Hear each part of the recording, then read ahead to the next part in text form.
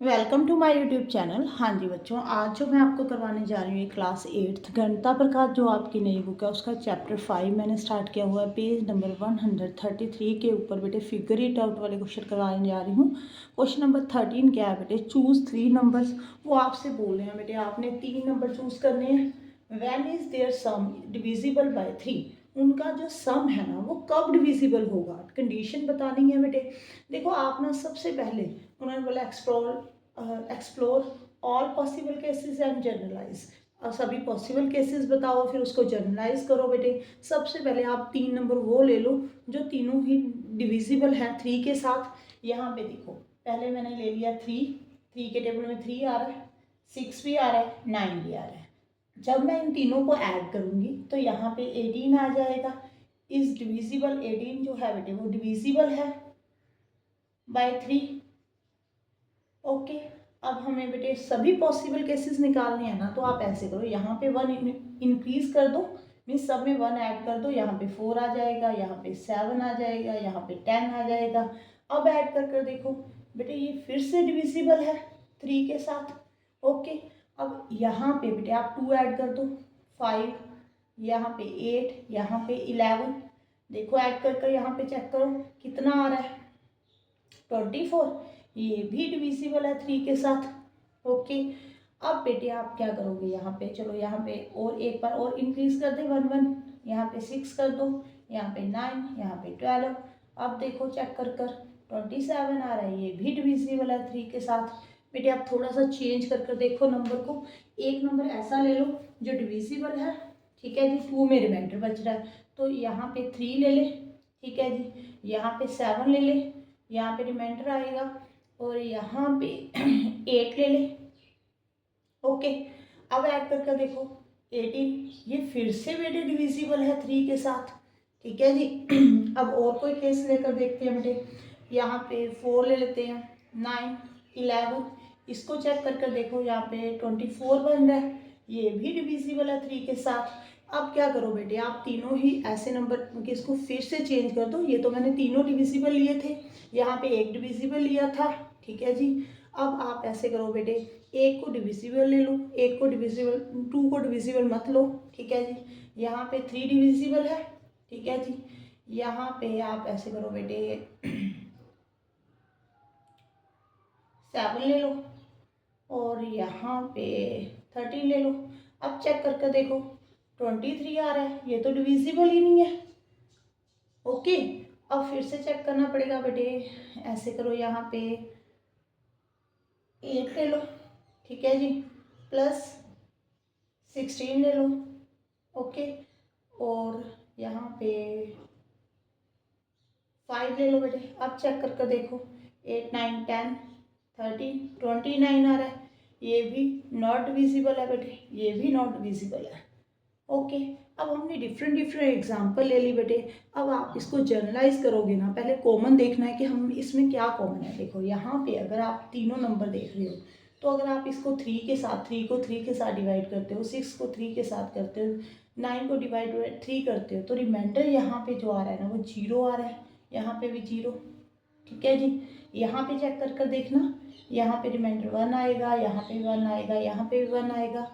एक बार यहाँ पे भी चेक कर लेना, 3 1 ज़ा 3, 2 आ रहा है बेटे, 3 2 ज़ा 6, यहाँ पे भी 2 आ रहा है, ये 3 3 ज़ा 9, 2 आ रहा है। एक बार यहाँ पे चेक करो, ये 0 0 आएगा बेटे। यहाँ पे भी चेक करो, यहाँ पे 0 आ रहा है, ठीक है जी। यहाँ पे 3 2 ज़ा 6, 1 आ रहा है, ये 2 रिमाइंडर आ रहा है यहाँ पे, ठीक है जी। यहाँ पे 1 आ रहा है रिमाइंडर, यहाँ पे 0 आ रहा है, और यहाँ पे 3 3 ज़ा 9, 2 आ रहा है रिमाइंडर।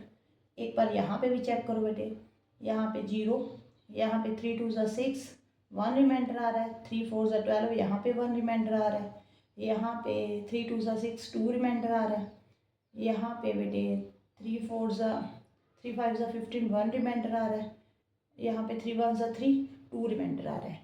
आपका अगर आप किसी भी नंबर को, ये मैं आपको बता देती हूँ, अगर आप किसी भी नंबर को डिवाइडेड बाय 3 कर रहे हो ना, तो जो रिमाइंडर आएगा ना बेटे वो 0 1 और 2 यही आएगा। आप चेक करके देख लेना, कोई भी जितने मर्जी डिजिट का नंबर हो, अगर आप 3 के साथ उसको डिवाइड करोगे तो 0 आ जाएगा मैक्सिमम रिमाइंडर, 1 आ जाएगा, 2 आ जाएगा, इससे बड़ा नहीं आएगा।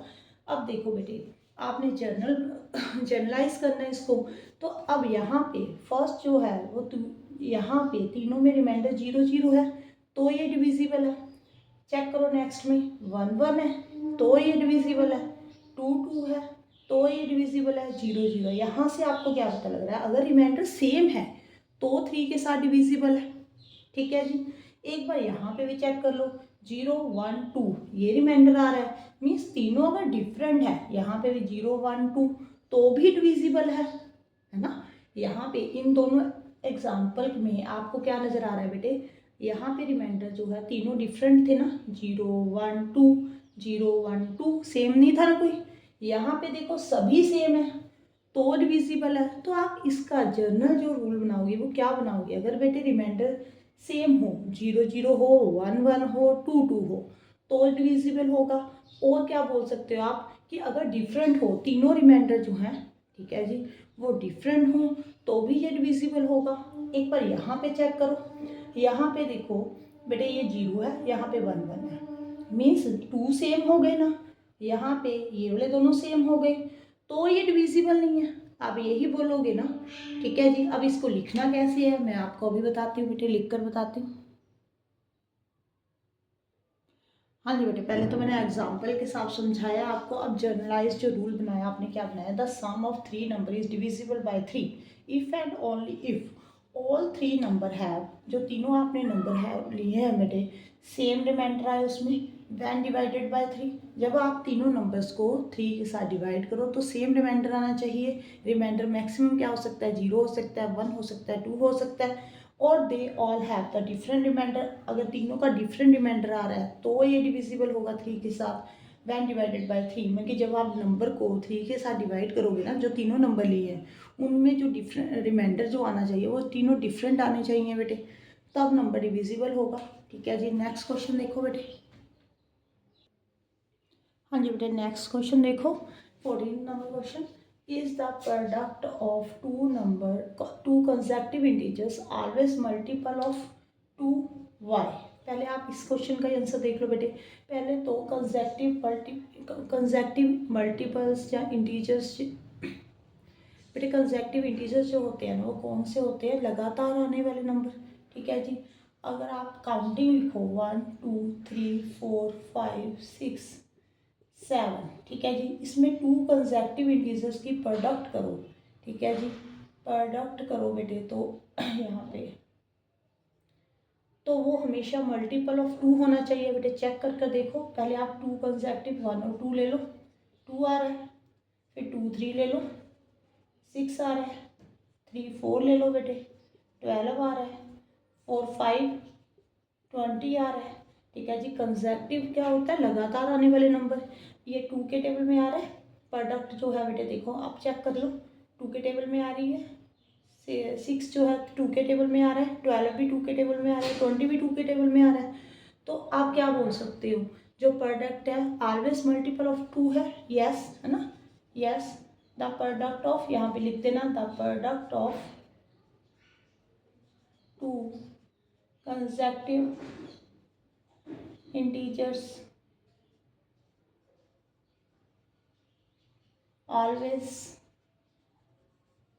multiple of 2। अब बेटे रीज़न बताना है कि ऐसा क्यों है। देखो हमारी जो काउंटिंग है ना उसमें एक नंबर ऑड है, दूसरा इवन है बेटे, ये ऑड है, ये इवन है, ये ऑड है, ये इवन है। आप जानते हो, वी नो दैट, जो प्रोडक्ट होती है ना ऑड नंबर और इवन नंबर की, वो हमेशा क्या आती है बेटे, इवन में ही आती है।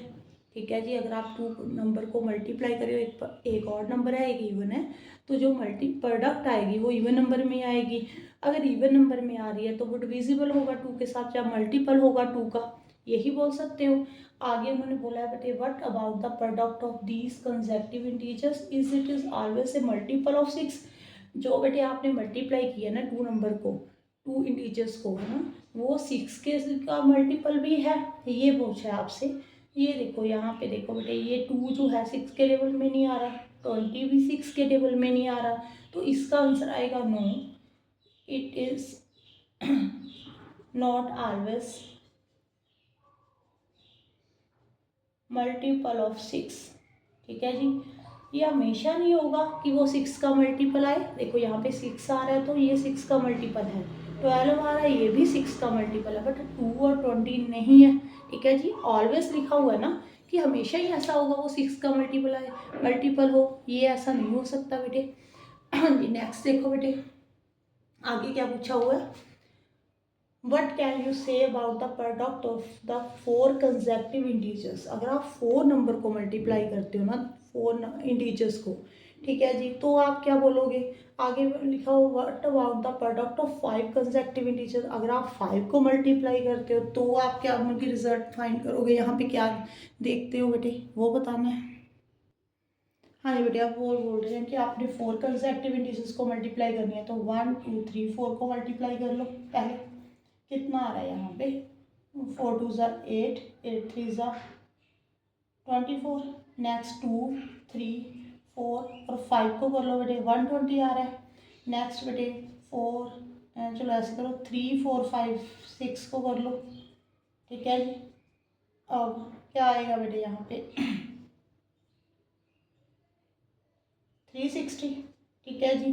अब आप इसमें ना एक कॉमन बात देखो बेटे, यहाँ पे ये 3 कॉमन है, सब में आ रहा है 3, और 4 आ रहा है, और तो नहीं कोई कॉमन, ठीक है जी।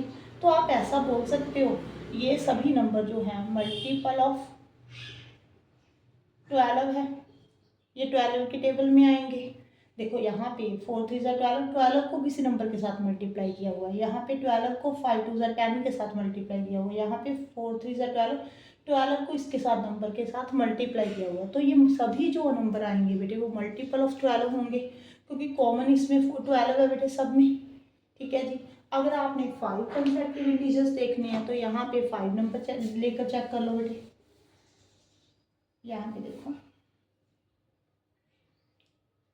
अगर आप 5 नंबर लोगे तो 1 2 3 4 5 कर लो, यहाँ पे 5 2 ज़ा 10, 120 आ रहा है।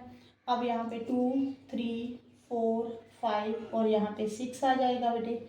यहाँ पे 6 4 ज़ा 24 होता है, 24 3 ज़ा कितना होता है 72, 720 आ गया। अब यहाँ पे 3 4 5, यहाँ पे 6 और यहाँ पे 7, ठीक है जी। 5 4 ज़ा 20, 6 7 ज़ा 42, 42 इंटू 6 कितना हो गया बेटे यहाँ पे 2520, ठीक है जी। अब यहाँ पे भी आप बेटे कॉमन देख लो, यहाँ पे देखो 2 सब में है, 3 और क्या आ रहा है 2 3, यहाँ पे 3 है। आपने बेटे इसको ऐसे कर लो, 4 है ना तो 2 × 2, 2 तो कॉमन है। और देखो और चेक कर देखो यहाँ पे, एक मिनट, आप ऐसे करो बेटे इसको 1 2, यहाँ पे 3 लिखा था मैंने, 2 3, यहाँ पे 4 लिखा था, यहाँ पे 3 4, देखो 4 सब में कॉमन है, ठीक है जी, 3 सब में कॉमन है, ओके। यहाँ पे 2 है, यहाँ पे 2 है, इसको ऐसे करो 2 3 ज़ा 6 कर दो बेटे, 2 सब में है। तो यहाँ पे 4 3 ज़ा 12, 12 2 ज़ा 24, ये आप बोल सकते हो ये मल्टीपल ऑफ 24 है, ठीक है जी। अगर आपको ऐसे मुश्किल लग रहा है बेटे फिर आप डिवाइड कर देख लेना, ठीक है जी। नहीं तो कॉमन देख लेना कि सब कौन कौन से नंबर जो है कॉमन आ रहे हैं। तो ये मल्टीपल ऑफ 24 है बेटे, लास्ट पार्ट रह गया इसका। हाँ जी बेटे, यहाँ पे देखो, यहाँ पे 2 डिजिट नंबर को सिंगल डिजिट के साथ मल्टीप्लाई करने पे हमें 3 डिजिट नंबर चाहिए। देखो यहाँ पे बेटे आप 2 तो लिख नहीं पाओगे ना, अगर आपने 2 लिख दिया तो यहाँ पे तो 4, ठीक है जी, 2 डिजिट में आ जाएगा आंसर। 1 भी नहीं लिख पाओगे, यहाँ पे 3 लिखोगे बेटे, ओके, क्योंकि ऊपर से कैरी ऐड भी तो होगा। तो यहाँ पे क्या लिखे 7 लिखते, 7 3 ज़ा 21, 3 3 ज़ा 9, 9 + 2 कितना होता है 11। ये देखो जी सेम आ गया, 1 1 आ गया, और यहाँ पे भी 3 3 सेम है, एफ जो है वो डिफरेंट है। यहाँ पे चेक करो बेटे, अब 5 को आपने W के साथ मल्टीप्लाई करना है और W आना चाहिए ना, तो आप क्या कौन सा नंबर लिखोगे, यहाँ पे अगर 1 लिखोगे है ना, सॉरी यहाँ पे अगर मैं यहाँ पे 1 लिखूँ तो 5 1 तो 5 हो जाएगा, ये भी नहीं पॉसिबल। 5 2 10, अगर मैंने 2 लिख दिया तो यहाँ पे 0 आ जाएगा। 3 लिख दिया तो 5 3 15, यहाँ पे 3 लिखने पे यहाँ पे 5 आ रहा है ना, ये भी नहीं पॉसिबल बेटे। अब 4 लिखेंगे तो 0 आएगा। अगर 5 लिखेंगे ना, 5 5 25 होता है, ये सेम आ रहा है ना, तो यहाँ पे W के प्लेस पे क्या आएगा बेटे, 5 आएगा। ओके, अब यहाँ पे जो नंबर आएगा ना वो सेम इधर आएगा। अब कौन सा लिखें, देखो 5 5 25, यहाँ पे 2, अगर मैं यहाँ पे 2 लिख दूँ, 5 2 10, 10 + 2 कितना होता है 12, देखो सेम आ गया ना बेटे। 5 5 25, 25 + 1 26 हो गया। ठीक है, क्लियर हो गया। यहाँ पे देखो ये W है, ये W है, 5 5 आ गया, ये भी 5 आ गया बेटे। यहाँ पे ये वाला सेम होना चाहिए था, ये दोनों डिफरेंट होने चाहिए।